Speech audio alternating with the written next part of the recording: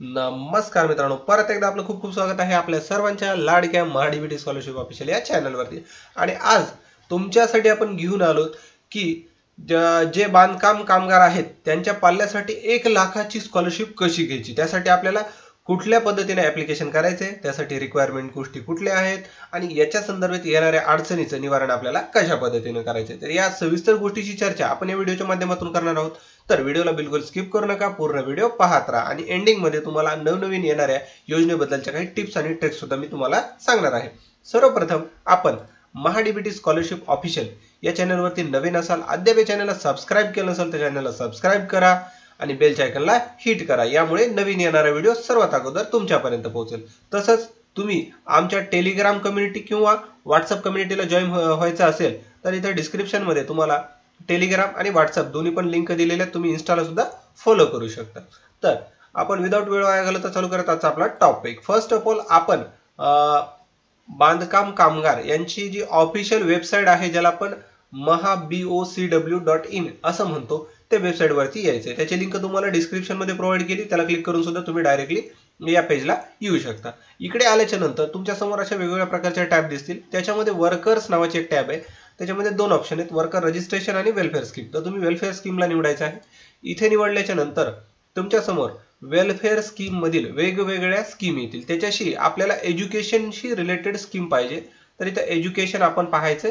Education पाहिल्याच्या नंतर त्याच्या पुढे मेडिकल डिग्री, इंजिनिअरिंग डिग्री असं ऑप्शन दिसतं। याच्यावरती आपण जेव्हा हवर करतो, इथं क्लिक केल्याच्या नंतर तुम्हाला इथे एक ऍप्लिकेशन फॉर्म किंवा डाउनलोड फॉर्म असं ऑप्शन दिसते।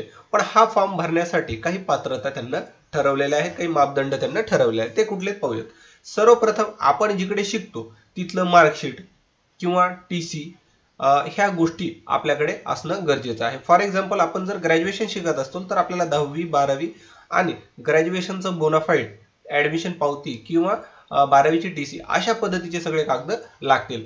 आणि चालू वर्षाचं बोनाफाईड किंवा ऍडमिशन पावती ह्या गोष्टी आपल्याला मॅन्डेटरी आहेत, त्या आपल्याकडे असणं गरजेचं आहे। तर इथे आता डाउनलोड फॉर्म नावाचं एक ऑप्शन आहे, आपण त्याला इकडे क्लिक करूयात। जसं आपण क्लिक करतो तुमच्या समोर अशा पद्धतीचा एक फॉर्म ओपन होतो। आता या फॉर्मला थोडं झूम करतो म्हणजे तुम्हाला दिसायला सोपं होईल। आणि या फॉर्म मध्ये इथं पाहू शकता महाराष्ट्र शासनाची ही जी स्कीम आहे, तर याच्यामध्ये लिहिले शैक्षणिक योजनेचा लाभ मिळण्यासाठी अर्ज। आपल्याला शैक्षणिक योजनेचा लाभ या अर्जातून घ्यायचा आहे। त्यासाठी सगळ्यात महत्त्वाचं की या फॉर्म मध्ये कुठेही कसल्या प्रकारची चुकी राहू देऊ नका। जर चुकी राहिली आणि हा फॉर्म तुम्ही जर जमा केला तर तुम्हाला येणारी जी स्कॉलरशिप आहे त्याला अडचणी येऊ शकतात। तर इथे पहा कार्यालयीन उपयोगाकरिता, तर याच्यामध्ये हे फर्स्ट 2-3 कॉलम जे आहेत त्याला एम्प्टी सोडा, याच्यामध्ये कुठलीही माहिती भरायची नाही, कारण हे जे आहेत त्या कार्यालयवाले भरणार आहेत। आणि इथे आल्याच्या नंतर पहा अर्जदाराचे पहिले नाव, वडिलांचे पतीचे नाव, आडनाव अशा गोष्टी इथे दिलेल्या आहेत, त्या आपल्याला इथं भरायच्या। जे काय आपलं नाव असेल, जे काय पतीचं नाव असेल किंवा वडिलांचं नाव असेल आणि आडनाव, इथे एक पासपोर्ट साईजचा एक फोटो तुम्हाला चिटकून घ्यायचा आहे। त्यानंतर आहे नोंदणी क्रमांक। आता नोंदणी क्रमांक म्हणजे तुम्ही जे लेबर कार्डची नोंदणी केली आहे तो क्रमांक आपल्याला इकडे द्यायचा आहे। त्यानंतर विचारलं नोंदणी दिनांक, आता नोंदणी तुम्ही कधी केली, कुठल्या तारखेला केली त्याची माहिती इथं भरायची आहे। आणि इन केस तुम्ही नोंदणी केल्यापासून 1 वर्षापेक्षा जास्तीचा कालावधी उलटून गेला असेल आणि त्यानंतर तुम्ही नूतनीकरण म्हणजे रिन्युअल केलेलं असेल तर त्याची सुद्धा तारीख तुम्हाला इकडे भरावी लागणार आहे। त्यानंतर आहे आधार क्रमांक। आधार क्रमांक आपल्या आधार कार्डचा टाकून द्या। त्याचबरोबर भ्रमणध्वनी म्हणजे तुमचा मोबाईल नंबर टाका। आता ही जी माहिती देताय तुम्ही तर ती देताना काळजीपूर्वक द्या, त्याच्यामध्ये काही चुका होऊ देऊ नका। त्यानंतर सर्वात महत्त्वाचं जे आहे इथे पहा योग्य ठिकाणी टिक करा, पुरुष स्त्री विवाहित अविवाहित। तर याच्यामध्ये जो अर्ज करणारा व्यक्ती कोण आहे त्याला आपल्याला इकडे टिक करायचं, अशा पद्धतीने टिक करायचं।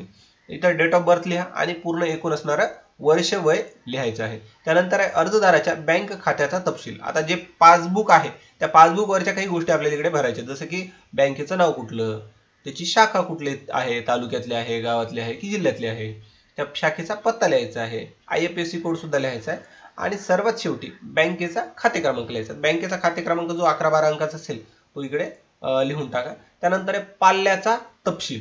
आता ही जी आपण माहिती भरली ही कोणाची भरली, जो व्यक्ती कन्स्ट्रक्शन बांधकाम कामगार आहे त्याची।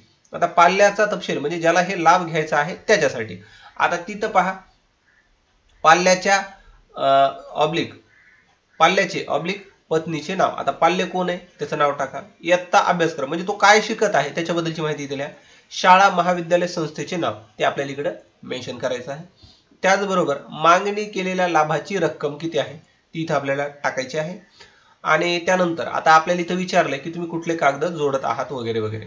तर इथं पहा, जे बांधकाम कामगाराचं ओळखपत्र असेल तुमचं ते जोडलंय का नाही. इथं जोडलं असेल तर होय किंवा नाही असं लिहायचं. तर आपण इथं होय लिहू किंवा राईट टिक केलं तरी चालेल. बँकेचं पासबुक जोडा. त्यानंतर रहिवासी पुराव्यामध्ये आधार कार्ड, पारपत्रक, वाहन चालक परवाना, शिधापत्रिका, लाईट बिल किंवा ग्रामपंचायत दाखले याच्यापैकी जे तुमच्याकडे अवेलेबल असेल ते तुम्ही जोडू शकता. त्यानंतर एक शाळा ऑब्लिक कॉलेजमध्ये शिक्षण घेत असल्याचा पुरावा, ज्याच्यामध्ये बोनाफाईड प्रमाणपत्र, शाळेचे ओळखपत्र जे असेल ते जोडलं असेल तर होय निवडायचं आणि हे जोडायचं आहे. आता प्रपत्र ब. आता ते प्रपत्र अ मधली सगळी माहिती आपण संपवून टाकली. आता प्रपत्र ब मध्ये आलोत आपण. तर याच्यामध्ये काय विचारलंय, 2 पाल्यांना 1ली ते 7वी साठी प्रतिवर्षी 2500 रुपये किंवा 8वी ते 10वी साठी 5000 रुपये.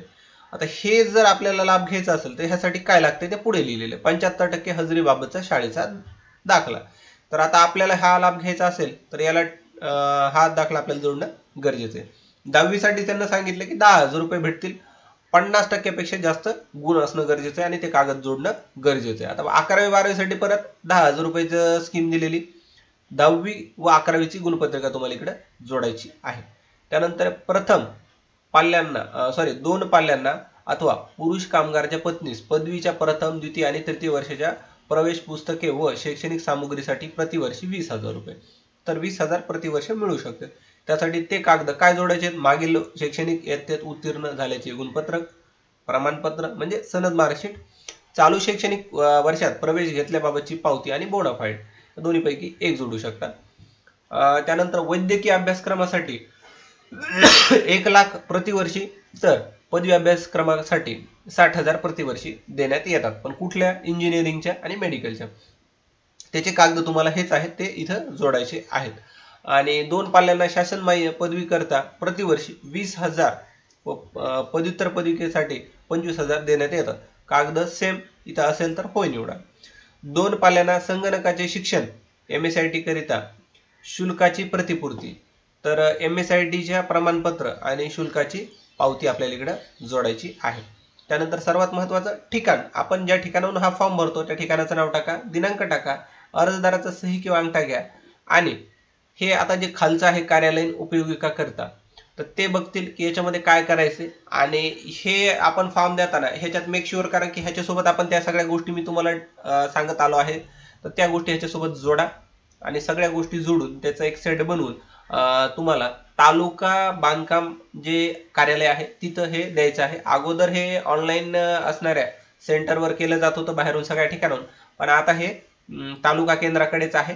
तर तिथं तुमचा हा फॉर्म द्या, सगळ्या गोष्टी द्या. आणि हा व्हिडिओ तुम्हाला कसा वाटला मला कमेंट करून सांगायला विसरू नका. व्हिडिओ आवडला असल्यास लाईक करा, जास्तीत जास्त गरजू व्यक्तीपर्यंत हा व्हिडिओ शेअर करा. आणि अद्याप माझ्या चॅनलवरती नवीन असाल, चॅनलला सबस्क्राईब केलं नसेल तर चॅनलला सबस्क्राईब करा. तुमचा मौल्यवान वेळ दिल्याबद्दल धन्यवाद मित्रांनो.